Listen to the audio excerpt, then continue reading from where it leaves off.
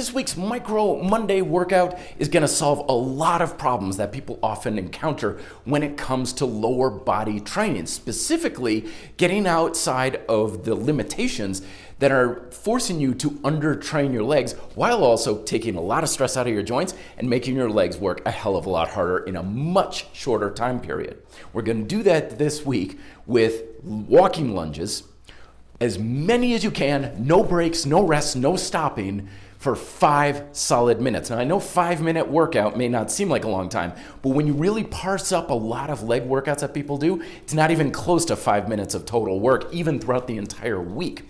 So what we're gonna do is 5 minutes of lunges, and we're gonna also do this drop set style. So start off carrying some extra weight if you can, weight, kettlebells, dumbbells, a family member, whatever it is, something hopefully that you can load enough resistance that you can't possibly do lunges for more than a minute. If you can continue to do the lunges for more than a minute, it's too light, it's too easy on the legs.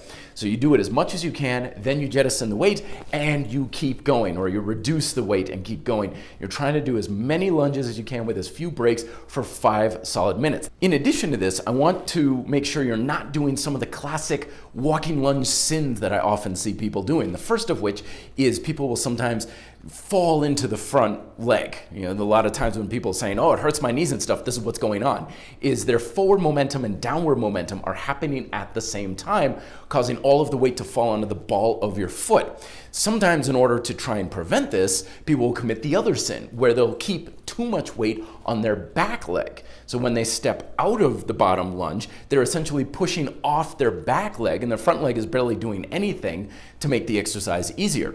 Both of these are not going to help you condition your legs, put more stress on your joints, and compromise the effectiveness of the exercise.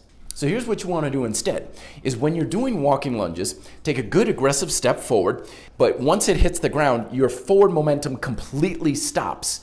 Then, once you stop your forward momentum, you squat straight down. Then when you move out of the bottom of the lunge, you're pulling yourself up and forward, again, with that front leg. If you think squat, it's a lot easier to do. You almost want that back leg to be doing practically nothing. You can see in these examples, my back foot actually comes off the ground a little bit just to kind of reset and reposition myself, because I don't want that to be doing hardly any of the work. It's essentially alternating single leg squats. So take those tips, along with do it for 5 minutes, just set a timer.